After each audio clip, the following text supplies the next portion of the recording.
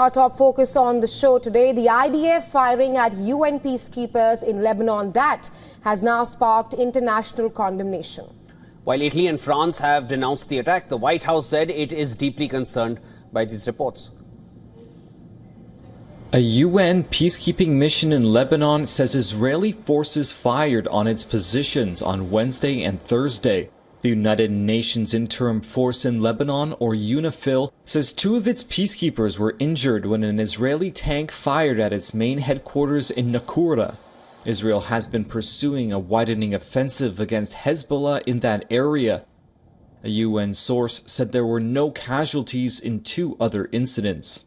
UNIFIL spokesperson Andrea Tenenti. This is highly concerning, not only because peacekeepers are there, but because this was done by, most probably a deliberate attack against our troops, which is a violation or a grave violation of international humanitarian law. Italy has protested to Israel over the incident. Its defense minister called it illegal and a possible war crime. We asked for the reason why these shots were fired, and we expected to know them officially. The ambassador was not able to provide us with explanations. Israel has warned Lebanese civilians not to return to homes in the south as it presses on with its assault. Well, for more on this, we're now being joined by David Biderosh. He is a professor at the National Defense University and former Deputy Director for Peacekeeping in the Office of the Secretary of Defense. Welcome to World DNA. Now, the safety and security of UN peacekeeping forces, that is at risk in Lebanon today. The Israeli forces fired at 3 UN positions in South Lebanon. How do you see this latest attack having an impact on the ongoing war in West Asia and escalating tensions, this especially as Israel continues its incursion into Lebanon? Well, I should start by saying that I also served as a peacekeeper on Israel's border, but in the Sinai, not in Lebanon. So I'm kind of aware of these issues. So I think that if this was a deliberate targeting, this will be a very, very serious issue.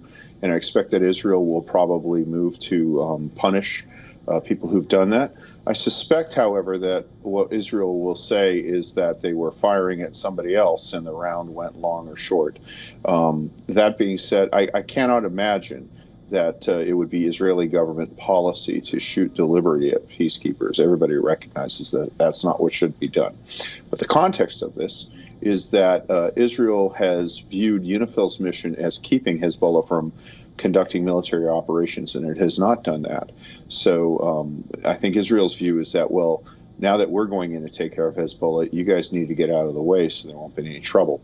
There's long-standing friction between Lebanon and Hezbollah, and I think that when you have an incident like this in such a poisoned atmosphere, everybody automatically attributes the worst motives to everybody else. So it's not a good development. It's certainly not a positive development for Israel.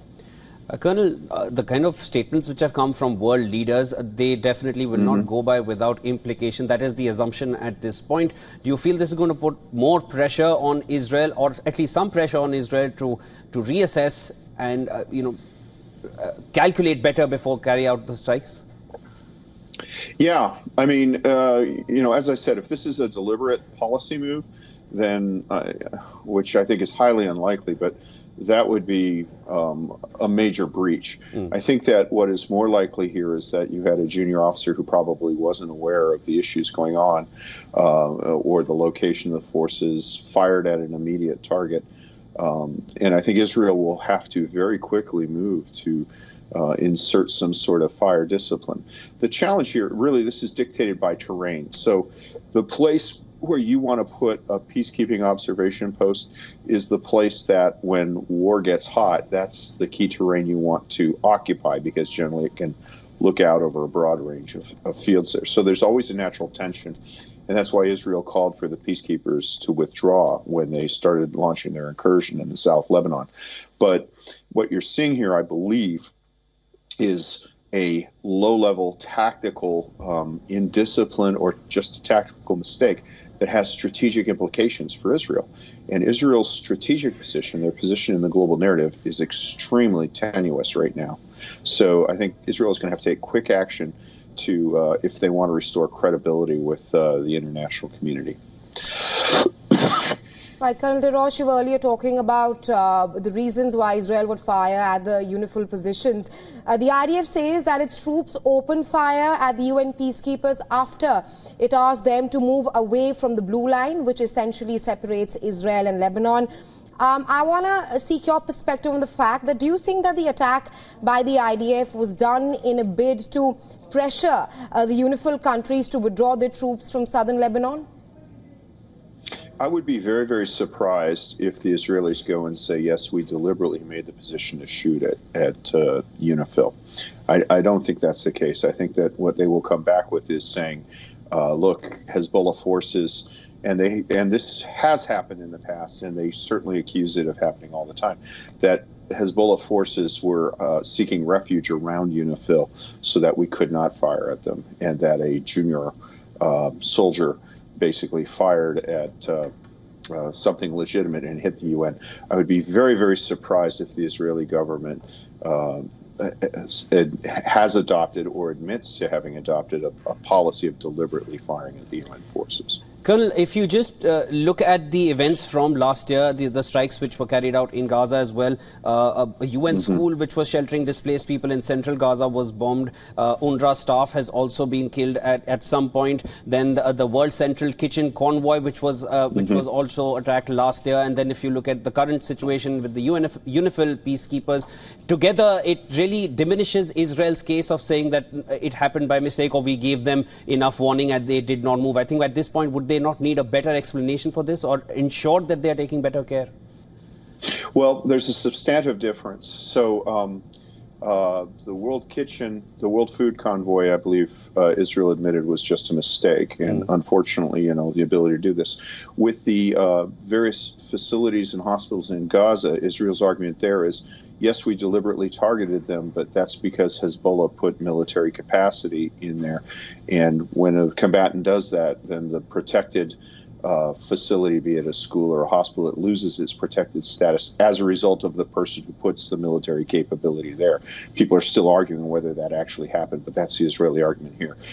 There's not an argument that has a tactical justification for deliberately firing at a UN peacekeeping facility.